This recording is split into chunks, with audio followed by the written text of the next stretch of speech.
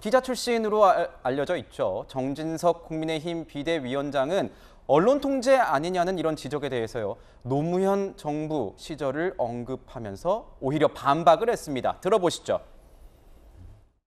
기자들, 언론인에게도 책임 의식이 있어야 되는 것입니다. 그 책임을 다하지 못할 때 그거는 다른 언론에게 피해를 줄 수 있고 국민들에게 피해를 줄 수 있는 것이죠. 정부에서는 기자실을 대못질을 한 사례가 있습니다. 이런 게 언론 탄압이고 통제입니다. MBC 출신 배현진 의원은 문재인 정부 때 탈북민 기자가 배제된 것을 두고도 이게 명백한 언론 통제라고 비판을 하기도 했습니다.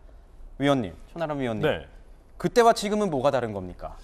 뭐 크게 다를 게 없을 수도 있겠죠. 이게 관점에 따라 가지고. 근데 이제 그런데 이제 한 가지 우리가 생각해 봐야 될 거는 저렇게 탈북민 기자를 배제했을 때 저희 국민의힘 쪽에서 저걸 박수 쳤을까? 그렇지는 않았을 거라고 생각하거든요. 그러니까 물론 뭐 이런저런 차이도 있고 MBC의 최근에 그 행태가 뭐 저희가 봤을 때 굉장히 좀 도를 넘은 것도 있고 뭐 굉장히 복잡하고 한 상황들도 있겠습니다만은 국민들께서 보시기에는 또 어떤 의미에서 보면 또 대동소이한 일이라고 인식하시지 않을까 하는 생각이 있고 저는 저희 당의 최근에 이제 레토릭들을 보면은 어떤 문제가 생기면 민주당 정부에서는 더 잘못했다 이런 얘기들을 굉장히 많이 꺼내는데요.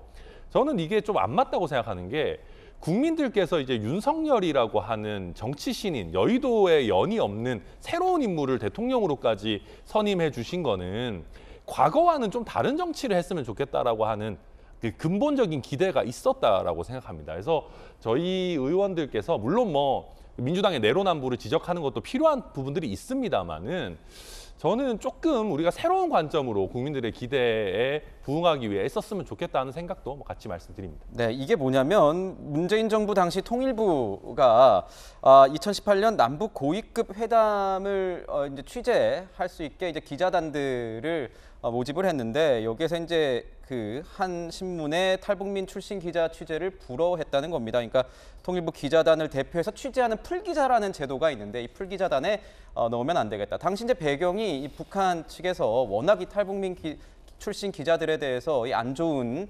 많은 이런 비판들, 지적들을 해왔기 때문에 아마 정부에서 그런 조치를 한 게 아닐까 이런 분석들이 나오기도 했었습니다. 이런 가운데요. 홍준표 시장의 SNS 글도 눈길을 끌었습니다. 취재 자유가 있듯이 취재에도 자유가 있듯이 취재 거부에도 자유가 있다.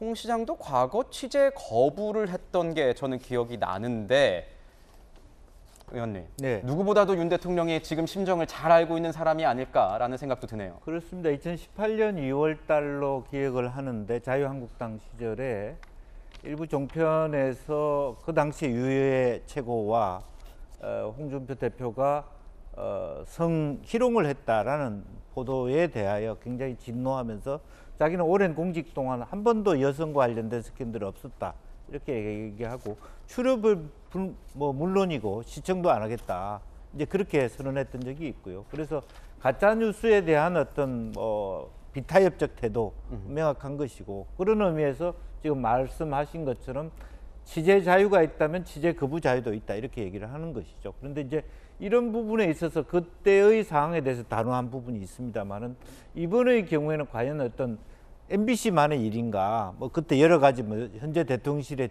태도 자체와 관련된 일들이 이제 그런 부분에 대해서 논란이 아직 남아 있을 수 있다 그렇게 보여집니다. 네. 김병민 위원님은 어떻게 생각하세요? 취재 거부에도 자유가 있다. 글쎄요, 저는 이 일에 대해서 이걸 취재 거부로 표현하고 싶지는 않습니다. 왜냐하면 민항기 등을 통해서 취재할 수 있는 여건들을 또 만들어줄 수 있는 것이고요.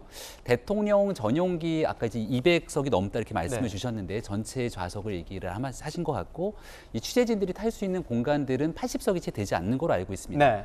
여기도 이제 신청을 받아서 하게 되지만 또 그 자리에 들어가지 못한 분들 같은 경우는 경쟁을 서로 하기도 하죠. 할 수 있는 배려 조치 또 여기에 대한 취재 지원 조치들이 일부 있는 것입니다. 것입니다만 거기에 대한 명쾌한 그 국정 운영에 대해서 충분히 MBC가 해야 되는 역할들을 다하지 못했던 측면들에 대한 얘기이기 때문에 이걸 취재 제한, 취재 거부라고 표현하기는 저는 좀 어려움이 있다고 생각을 합니다.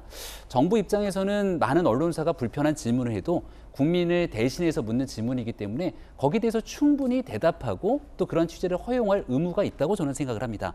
그렇기 때문에 앞서 말씀드렸던 것처럼 MBC의 문제뿐 아니라 대한민국의 많은 언론들이 윤석열 대통령 정부에게 불편한 얘기들을 아무리 많이 하더라도 그 취재를 허용하고 또 과거와 달리 도어 스태핑을 통해서 불편한 질문에 대통령이 직접 대응하고 소통하려고 하는 노력들이 분명히 있다. 근데 이걸 언론의 자유를 틀어막는다라고 하는 얘기들은 지금 현재 아마 수사 중인 거로 알고 있습니다만 오히려 방송통신위원회 등이 종편의 심사 과정 속에서 이 평가 점수를 조작하거나 왜곡하고 틀어서 불법적인 행태를 하는 일 등 이렇게 조직적으로 무언가에 대한 압박을 하는 것이 언론에 대한 압박이고 통제가 아닐까, 그런 일들 속에서 지금 있게 되는 일들은 좀 거리가 있다고 저는 다시 말씀드립니다. 역시나 이 한 사안에 대해서 이 정치권 진영에 따라서 어떻게 바라보는지 또 달라지는 것 같습니다. 그런가 하면 윤석열 대통령 취임 6개월을 맞아서 국정운영 평가가 나왔습니다.